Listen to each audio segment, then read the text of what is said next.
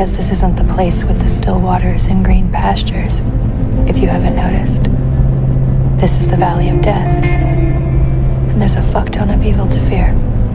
I, like many, just finished watching The Handmaid's Tale, and this was 6 seasons of feeling heavy, scared, and angry. But while I was watching, I couldn't stop thinking about one question. How did this happen? How did the world fall apart this badly? Who led it? And most importantly, who the hell built this world? And of course, that meant another rabbit hole. I started rewatching key scenes, reading breakdowns, digging into the timeline, and before I knew it, I was deep in Gilead's origin story. Hey everyone, I'm Nikanak, and I make videos twice a week about everything I overthink and question. Today, we're talking about the system, the fall, the setup, and the quiet little steps that turned a country into Gilead. So without further ado, let's start at the root. And I need you to sign the form for my refill on my last month, so. Well, they actually asked to see it. Yep, there's a line for husband. Now, Gilead didn't just appear. It was built by people who believed they were fixing a broken world. They thought freedom had gone too far. They saw the collapse around them and decided control was the answer. Now, in this world, the environment was already in crisis. In both show and the novel, there's a mention of toxic waste, pollution, nuclear accidents, and chemicals in the air and water. In the series, 5 women at June's office miscarry within weeks. Don't worry, getting pregnant is the hard part. That's what they're saying. And you did it. That's not all they're saying, though, you know? I know 5 women at work have had miscarriages. Some of them were pretty far along. Hannah, June's daughter, is one of the only healthy births at the hospital. Others are stillborn. Where are the babies? Oh, we had a difficult night. 2 went to the intensive care unit, and the others are with God. This wasn't rare, it had become normal. Fertility became the crisis everyone feared, but no one could solve. In the book, it's described as a mix of STDs, environmental toxins, and years of birth control and abortion access. So God whipped up a special plague.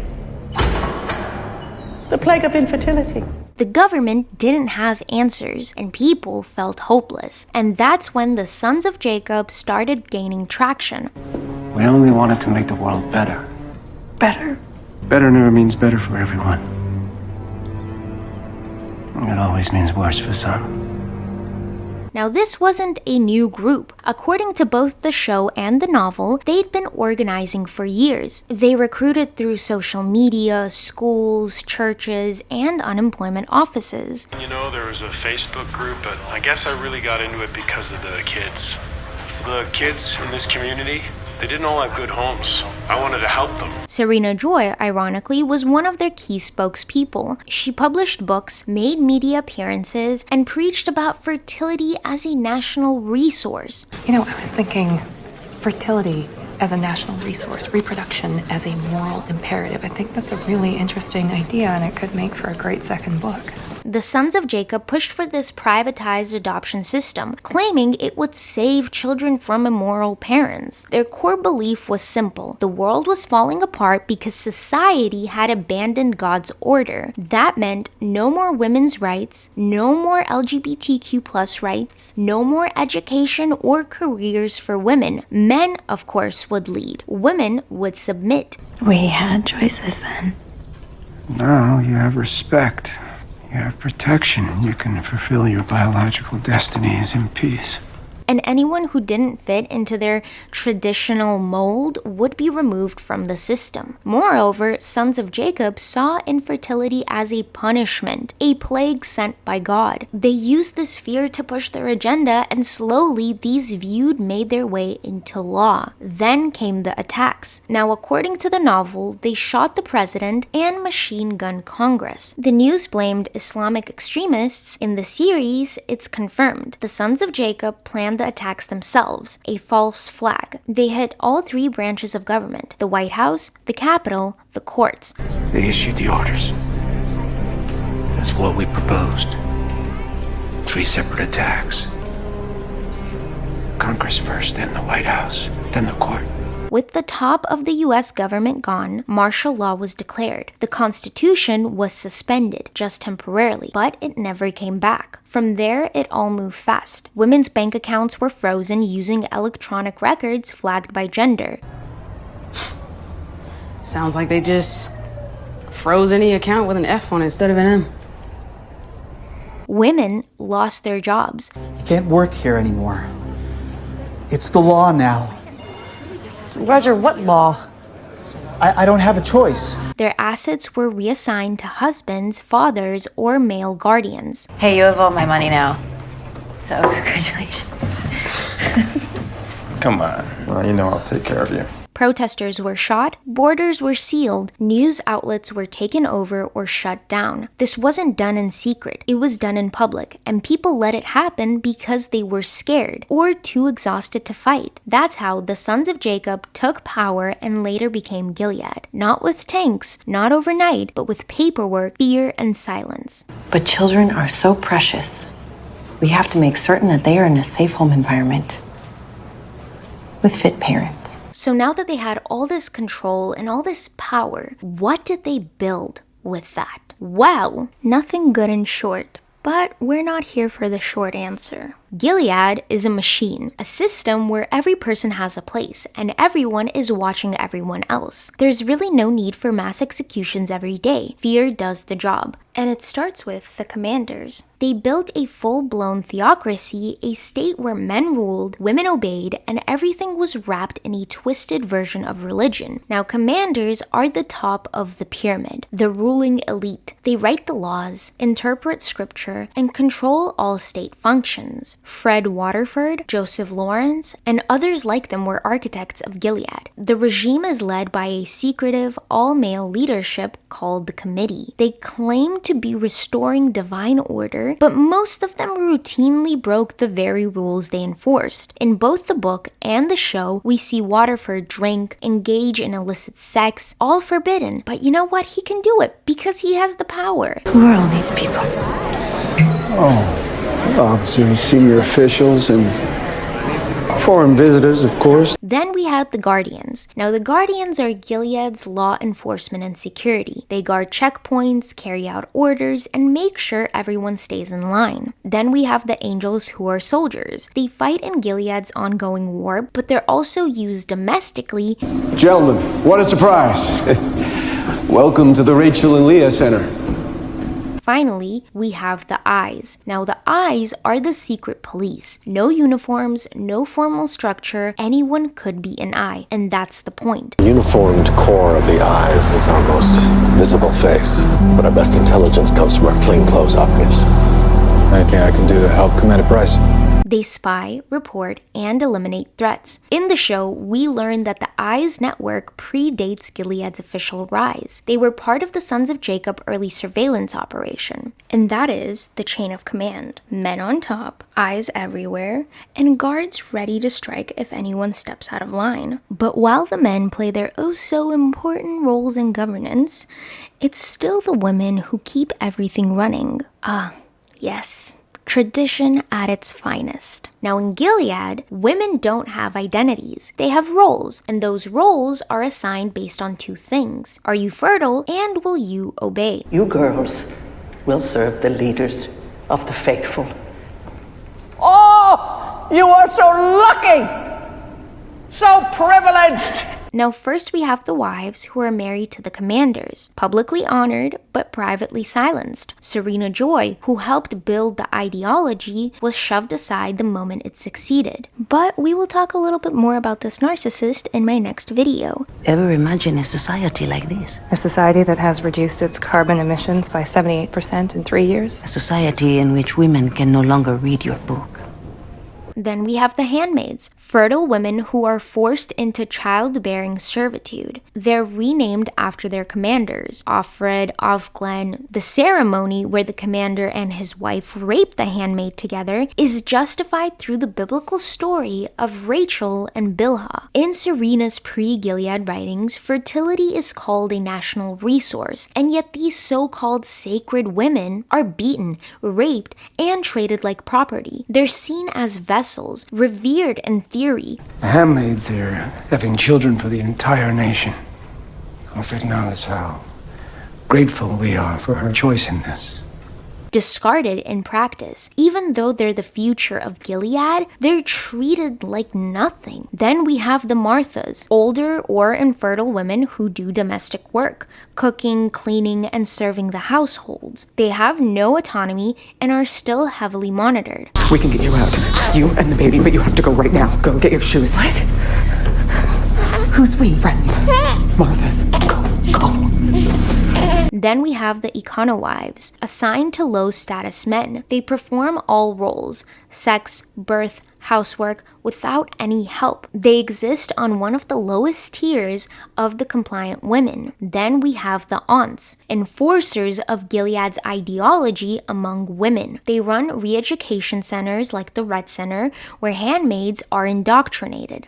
Aunt Lydia, formerly a teacher, uses shame, scripture, and violence to instill obedience. But only in suffering will we find grace. Please don't. Then we have unwomen. These are the outcasts, women who are infertile, queer, rebellious, or simply not useful to the regime. They're sent to the colonies, which are industrial wastelands poisoned by chemicals and radiation. They clean toxic waste until they die. Back to work.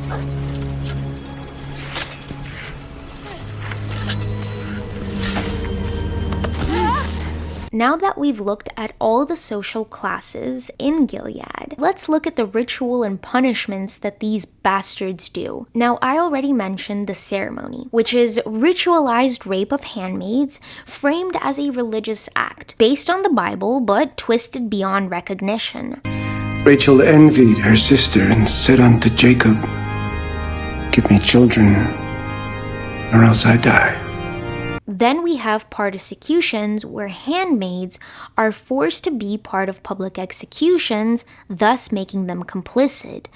But duty is a hard task, mistress, and it is in the name of duty that we are here today. Then one of the most messed up things is redemption, which is a legal punishment in the Gilead Republic. Now, instead of execution or imprisonment, offenders are mutilated as a form of finding redemption. Commander Putnam, found guilty of adultery, has his left hand amputated.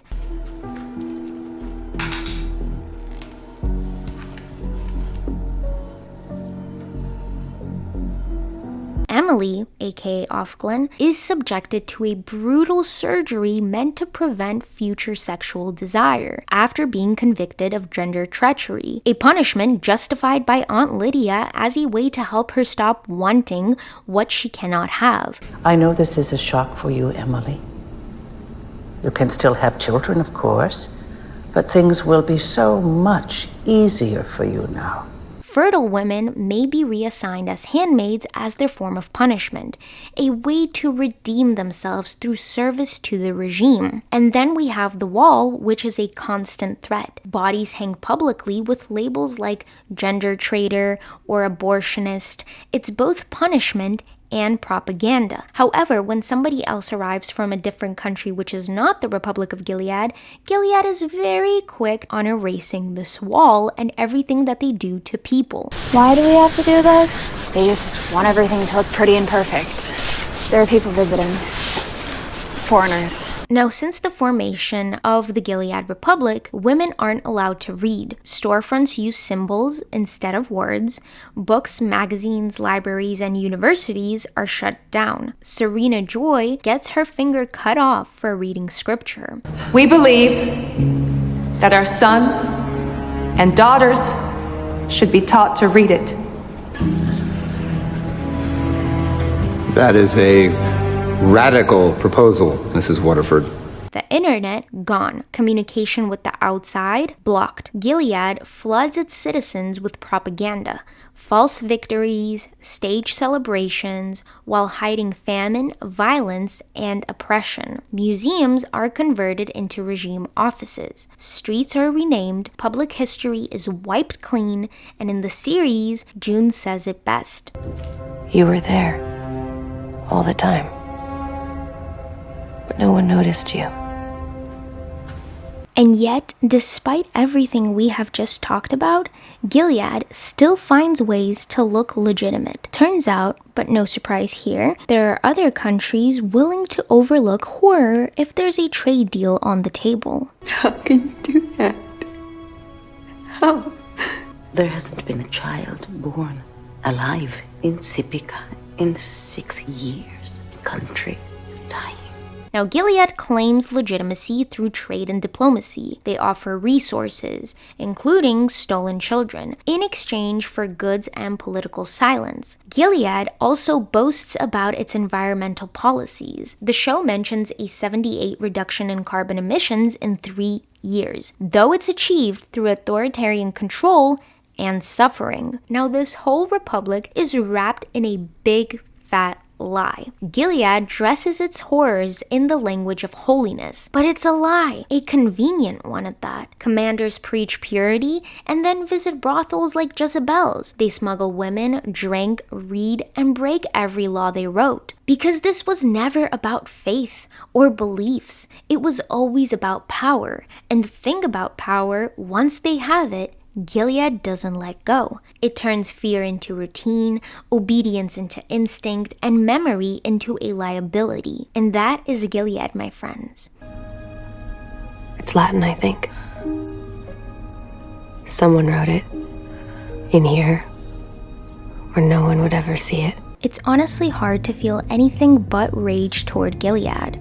The system, the cruelty, the hypocrisy. But I want to hear from you. Do you think something like this was inevitable? That the pendulum was always going to swing this far in the other direction? Or was there a moment where things could have gone differently? Let me know in the comments down below. Now, next week, we're going to talk about one of the women who actually helped build all of this.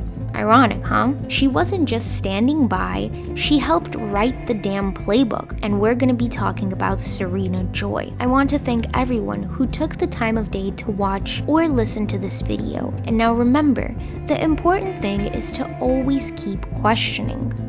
Even me. Till next time.